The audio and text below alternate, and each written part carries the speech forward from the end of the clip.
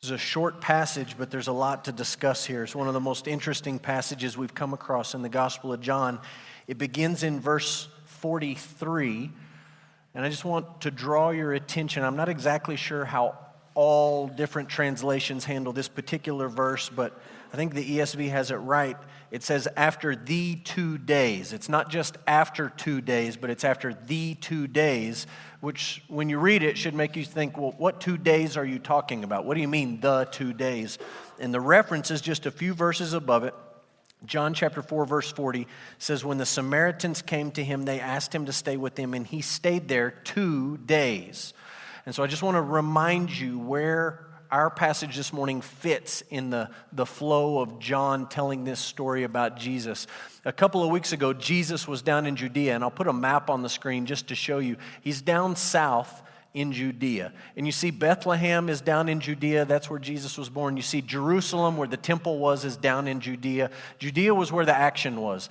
And there was a feast going on, and Jesus went down to celebrate this feast in Judea. But then he's traveling, the text says, previously in John, he's traveling back north to Galilee. Many Jews, when they're making this trip, would have cut over into Perea, up through the Decapolis, and back over into Galilee, just so they could miss traveling through Samaria. They did not like the Samaritans. That would be very usual, very customary, very expected to take the long way around to miss Samaria.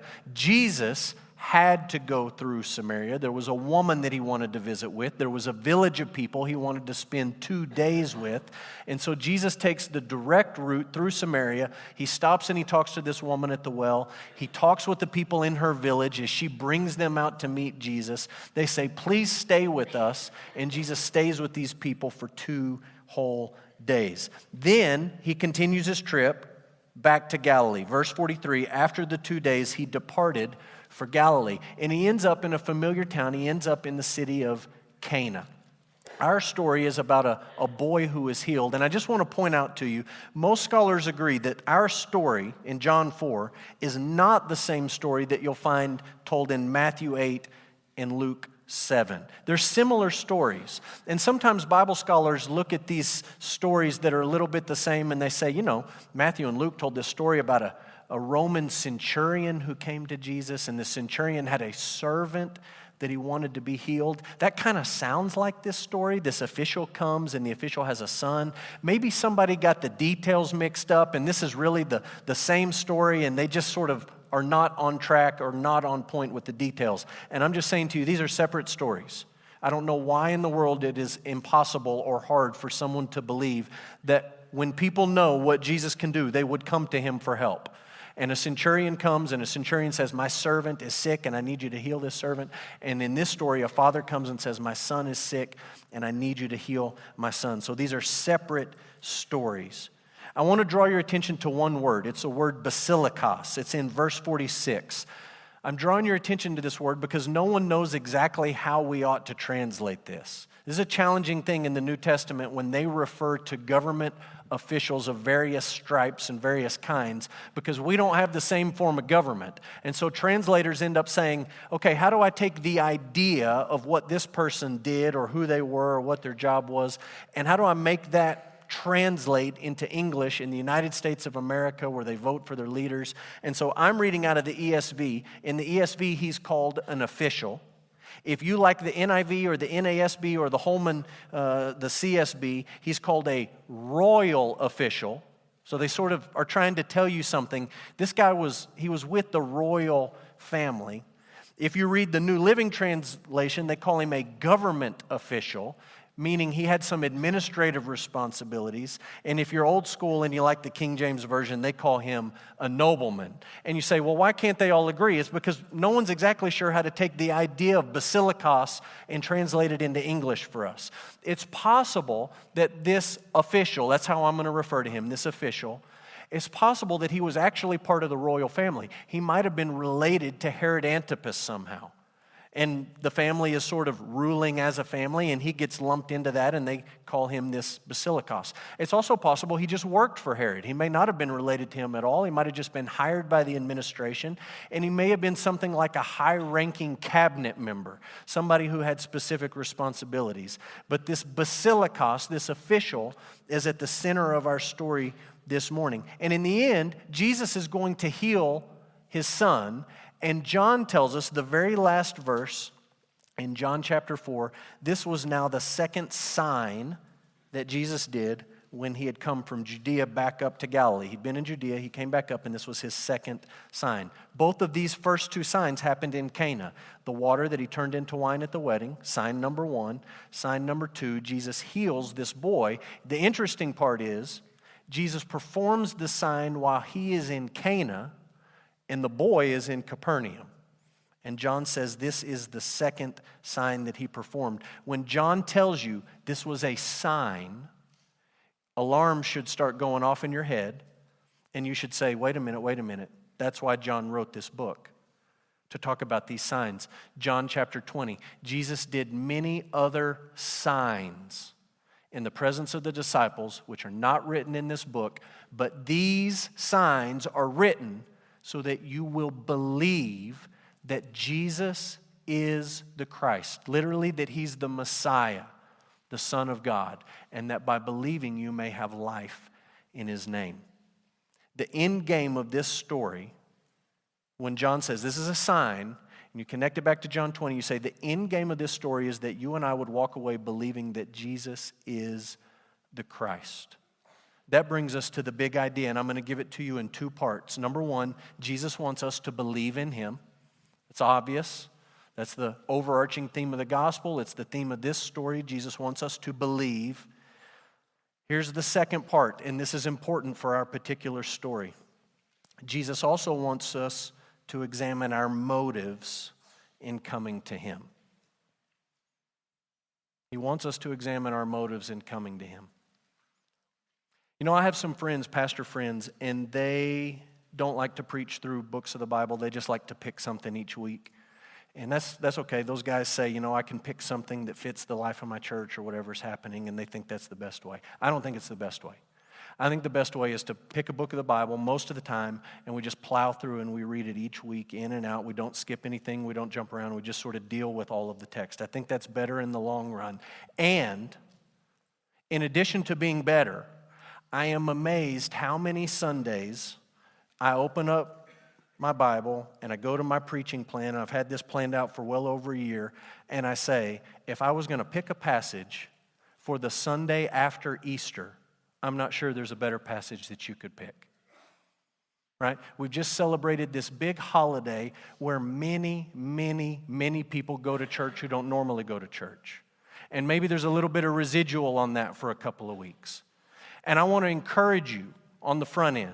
And I want to say, Jesus wants you to believe in him. We want you to believe in Jesus. We're glad that you're here. If you came last week, if you didn't, if you're here this week, you weren't there last week for Easter, we're glad that you're here. We want you to believe. We want you to follow Jesus. But there's a heart check in this story for you and me. Why are you doing what you're doing? Why do so many of us get dressed up and go to church on Easter? Why is it such a big deal? And why does the same pattern always happen in our culture? Big Sunday, Easter Sunday, and then sort of a taper off to summer and everything just falls off. What are your motives in coming to Jesus? Yes, he wants you to believe, but in this story, in an amazing way, it seems like such a simple, basic story. But if you stop down and you slow down and you stop and you read and you dig down, Jesus is questioning this man and he's challenging his motives. He wants him to believe, but he wants him to be aware of his motives. And so we're just going to work through the passage, and I'm going to say something I said earlier. Look again at John 4:43. I really, really wish in the ESV that the heading was back above verse 43 instead of below verse 43. Because I think as John tells the story, the natural end to his 2-day visit in Samaria ends with verse 42. We know this is indeed the Savior of the world. Next story. This is the next story. It's not part of that story, it's part of the next story. After the 2 days, he departed for Galilee. And I just need you to listen very, very closely to how John tells this. It's so familiar, and the ideas are so familiar, you might miss what he's saying. Jesus himself, verse 44, testified that a prophet has no honor in his own hometown. We saw the map. Born in Bethlehem in Judea, raised in Galilee in the north. He is a Galilean. He's traveling up to Galilee. That is his hometown, his home area. He's going back home. And John inserts this detail. He says, Jesus said, don't forget, Jesus said, prophets don't have any honor in their hometown. And then, look at verse 45. When he came to Galilee, you say he came home to Galilee. What you expect to read is that the Galileans did not honor him. Prophets don't have honor in their hometown. That's what Jesus said, right? And John tells it differently. John says, when he came home to Galilee, the Galileans welcomed him, having seen all that he had done in Jerusalem at the feast, for they too had gone to the feast. And John's written it this way on purpose. It's not a mistake. Right? This is supposed to make you halt where you're at and ask a few questions. And so let's just make this clear. In the Synoptic Gospels, rejection in his hometown causes Jesus to talk about prophets and honor. You can look it up in Matthew 13, Mark 6, Luke 4. Jesus goes home. For example, he preaches in the synagogue in Nazareth. They reject him. Literally, they want to take him outside of town and throw him off a cliff and kill him. And that's the moment in the story, in the Synoptic Gospels, Matthew, Mark, and Luke, where Jesus pipes up and he says, this shouldn't surprise anybody. Prophets are not honored in their own hometown. He gets rejected, and he talks about prophets and honor. John has read Matthew, Mark, and Luke. He knows how the story goes. And he's had a lot of time to think about it. He's had decades to think about it. And as John is thinking about this and the Holy Spirit is inspiring him, John puts a twist on it. In the Gospel of John, Jesus talks about prophets and honor when he is welcomed, not rejected. They welcomed him. And John includes this little detail, and it just makes you want to stop and say, wait a minute. You got Matthew, Mark, and Luke saying one thing, and you got John saying something different. Who's right? Which way is it? Do prophets get honor in their hometown or do they not get honor? Are they rejected in their hometown or are they welcomed in their hometown? Because it doesn't seem like you can have it both ways, but John has not made a mistake. Just take your Bible, hold your spot, flip back to John chapter 1, verse 11. We already have read this. He came to his own and his own people did not receive him. Literally, they did not welcome him. John knows that Jesus was not received. He was not welcomed by his own people. Why in the world is he then saying this just a few chapters later, John chapter 4, when he came to Galilee, to his hometown, his home base, the Galileans welcomed him. I just want to submit to you that this is one of the things in the Bible you can sort of throw your hands up and laugh at it and say, sounds like a mistake to me. Or if you have ears to hear, you can walk away understanding what John is really trying to set before us. Here's what John is setting before us. This is important the Sunday after Easter. It's important every Sunday. There's two ways to reject Jesus. Two ways. One is for your rejection to go down like it went down in Matthew, Mark, and Luke. They rejected Jesus to his face. They wanted to be done with him. They drug him out of the synagogue, out to the edge of town, and they wanted to throw him off the cliff. They wanted absolutely nothing to do with Jesus. That's one way to reject Jesus. What John is saying to us is there's a second way to reject Jesus, and it looks completely different. It actually looks like you're welcoming him. It actually looks like you're receiving him. But what you're really doing is coming to Jesus or allowing Jesus to come to you, and your motives are completely twisted. They're completely upside down. They're all out of whack.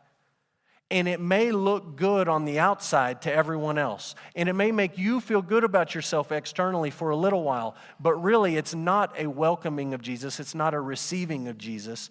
It's a rejection of Jesus. And as we work through this passage, we're going to pick up some of the clues. Look at verse 45.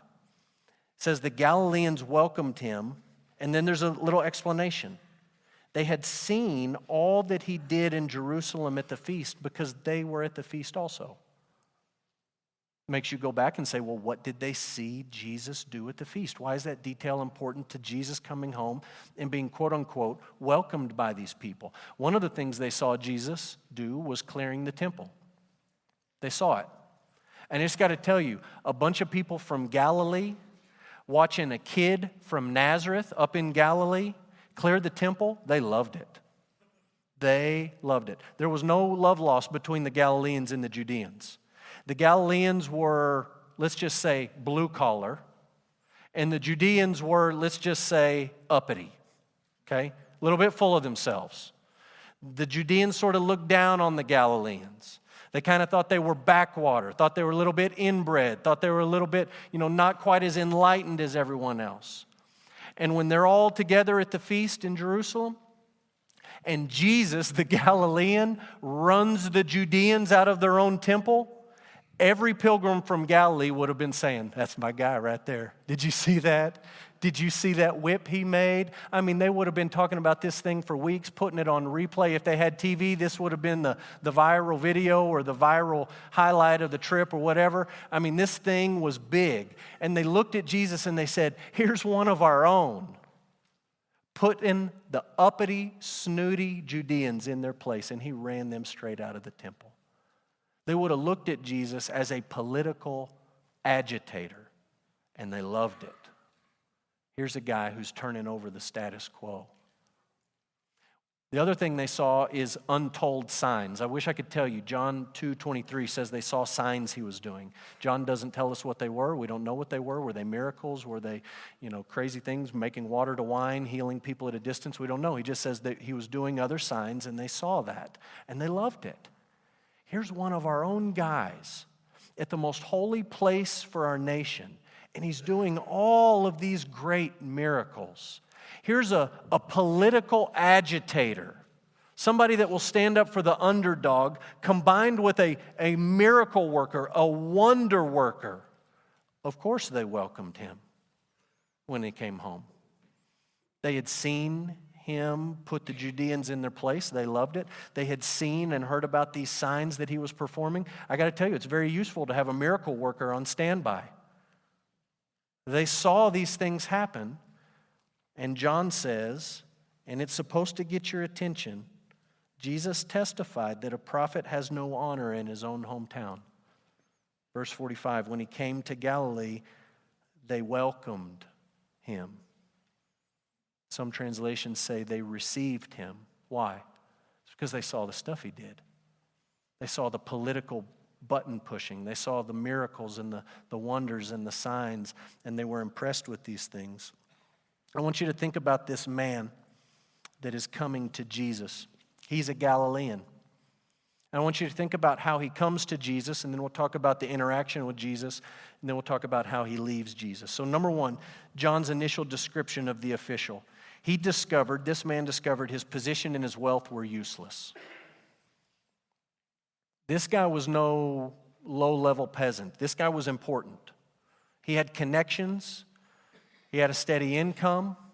He knew people. He could get things done. And he has come to the end of himself. His money is not saving his child.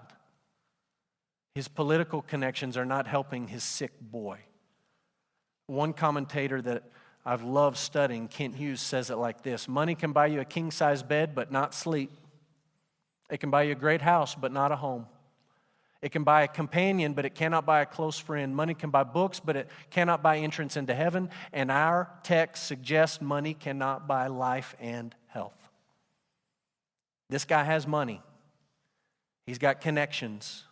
He has power and influence and all that stuff, and it's of no value. And the text doesn't even mention it because he shows up and he's just asking for help. And that's the next thing I want you to see. This official humbled himself by traveling to Cana to seek help from a carpenter. He humbled himself. The trip was about 20 miles, And this basilikos from Capernaum, which was a respected area, a seat of government up in Galilee, leaves Capernaum, where the action is, and he goes to Cana, which, as we talked about a few weeks ago, was really a very tiny, insignificant, not important village. If you just Google, I want to see a map of where Cana is, it's sort of all over the place on the maps you pull up because nobody really knows exactly where it was. It just wasn't that big of a deal. This would kind of be like, to just help us wrap our minds around it, this would kind of be like the lieutenant governor of the state of Texas leaving Austin and going to McCamey and asking a welder to heal his son. There's so much distance in culture. We read this and we say, well, of course he would leave Capernaum and go ask Jesus. This was a big deal. This is an important guy leaving the place where he has influence, going to a place that nobody thought anything good could come from, just sort of an insignificant, nothing dump of a town. And he's not even going to a doctor. He's going to a carpenter. And he's asking this carpenter from Nazareth, would you please make my son better? This is a guy who has humbled himself to some degree. Maybe it's out of desperation, but he's humbled himself. Lastly, when he gets there, he doesn't just ask for help, he begs for it. He begged Jesus to come with him. That's the word in verse 47. The ESV says he asked him to come down.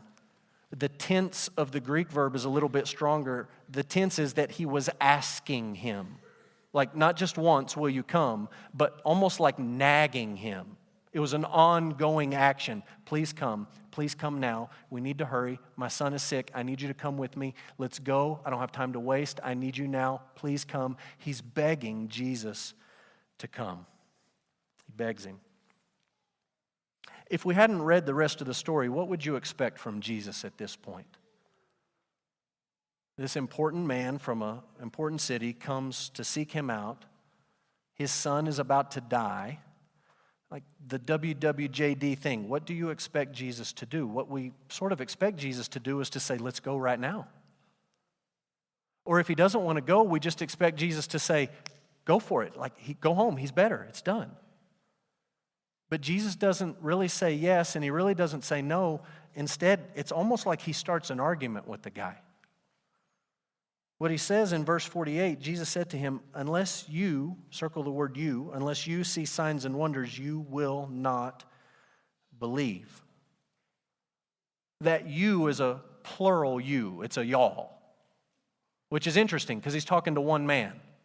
You usually don't say that when you're looking at one person unless you're trying to take that person and lump them in with a bunch of other people. And that's what Jesus is trying to do. He challenged the officials' motives by responding with a plural you. He's lumping this man in with all the other Galileans. This guy comes to Jesus, he's welcoming him, he's receiving him, and Jesus looks at one man individually and he says, y'all aren't going to believe unless you see more signs and wonders.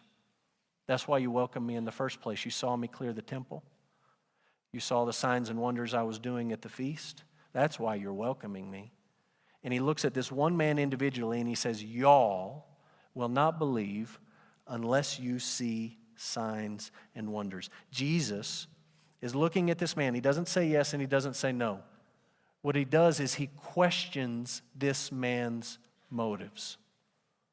Why are you coming to me? This is the question for us this morning, the Sunday after Easter. Why are you coming to Jesus? Yes, we want you to believe, but we want you to be aware of your motives. Why are you coming?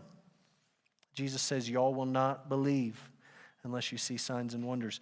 Do you think that I'm just going to be politically useful for you? I mean, you saw me run those highfalutin guys out of the temple. Do you just think I'm going to be a political agitator for your ends?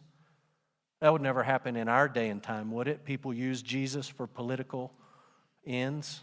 I mean, we're not even in an election year, and already that sort of stuff has started. Everyone jockeying for position on faith and spirituality and Jesus and all of that. And Jesus is just saying, look, I want you to believe. I want you to believe. But why are you coming to me? Is it just for your political agenda? You just want me to rubber stamp it? Is that what you want? You want the big red Jesus stamp on your political agenda? What's your motive here? Did you just like the fact that I put the Judeans in their place and that made you feel a little bit better about yourself as a Galilean? Is that why you're coming? I give you a little self-esteem boost? You're looking for a self-esteem boost? Why are you coming? What's your motive? Are you excited about the possibility of having a wonder worker on speed dial? That's going to come up again in chapter 6. Like they're chasing Jesus around. They're literally following him. Jesus is trying to get away from the crowds, and they just keep chasing him around, and it's because they want another miracle. So Jesus is challenging them. Why are you here? You're not going to believe unless you see more signs? How many more signs do you need to see before you believe? What's your motive?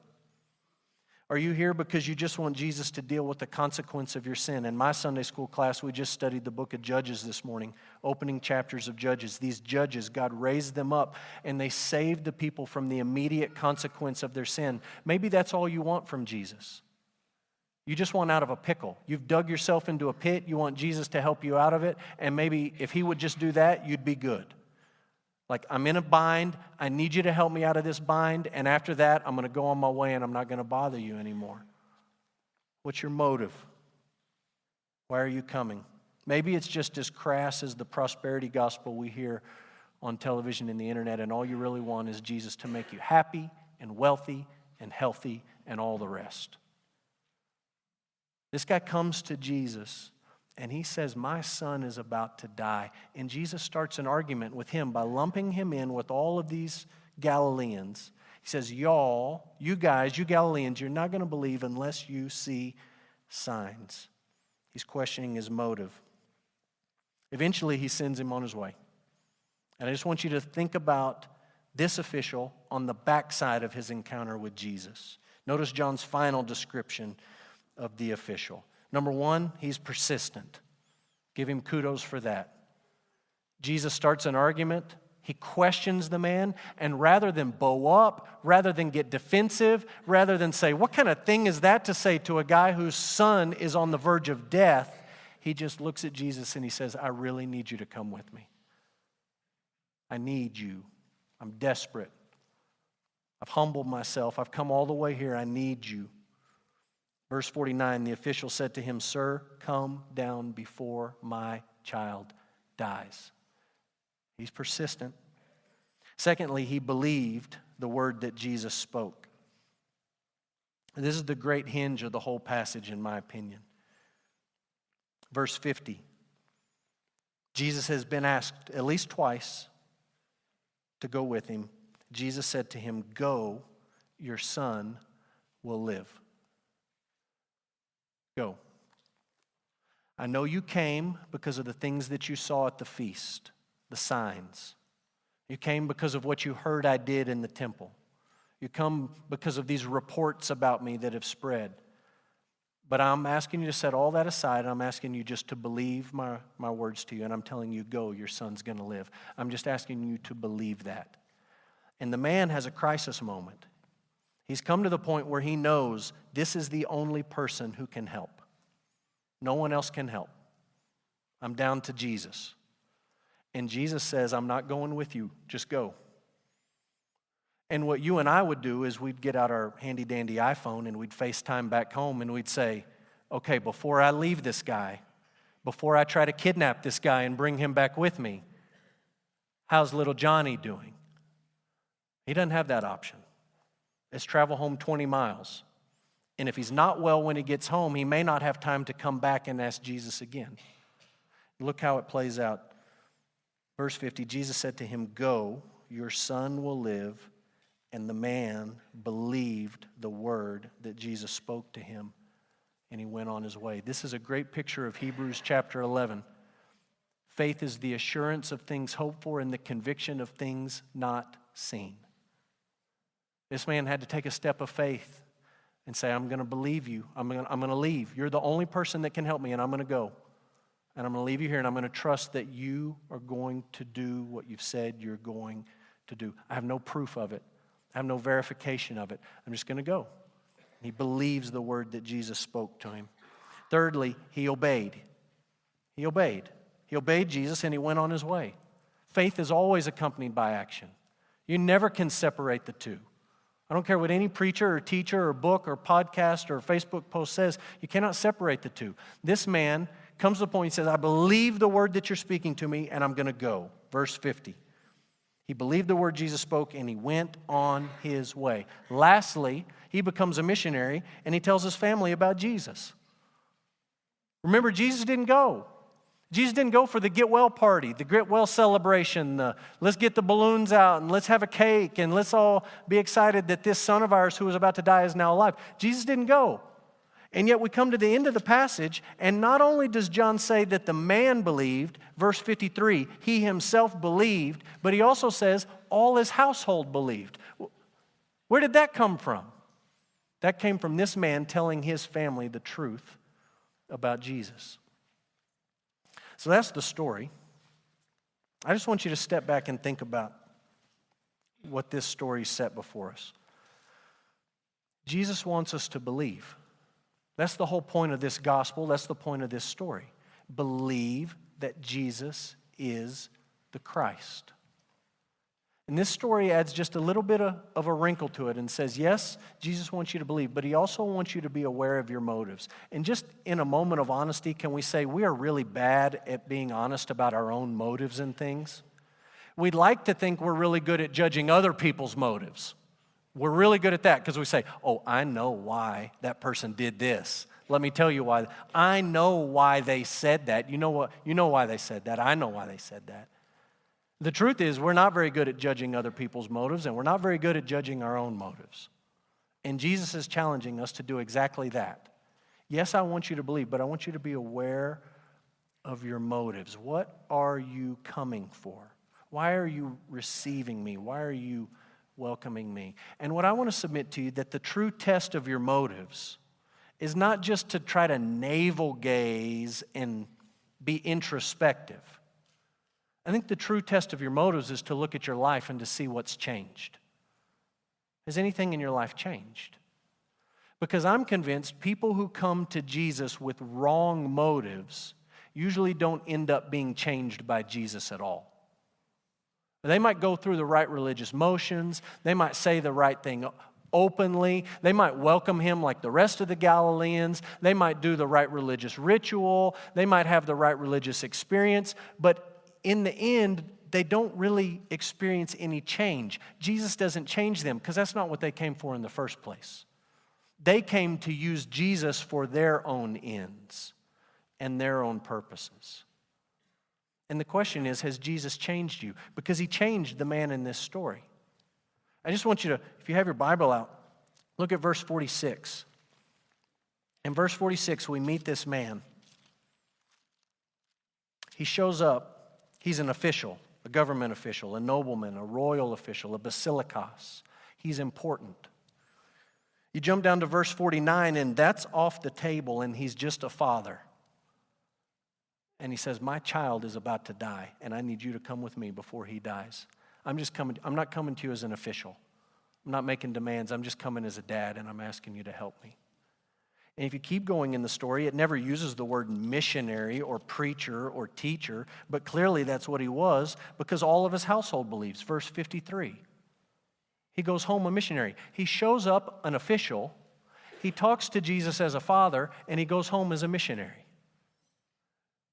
The challenge for you and the challenge for me in this very short, simple story is not complicated, but it is challenging and it is convicting. Number one, do you believe that Jesus is the Christ? Do you believe that he's the Christ, the Messiah? He's the one that God promised to send to deal with our sin. He lived a life of perfect obedience. He died our death on the cross. He defeated sin and death by rising from the dead, and he's promised to come back again to gather his people together. Do you believe that? Secondly, what are your motives in believing that? What are your motives? You need out of a bind? You have a political agenda you want furthered? Maybe you just want a miracle worker on demand. Maybe you want the consequences of your sin to go away, the immediate consequences of your sin. What's your motive? And the way to really gauge that is to look at your life and to say, is Jesus changing me?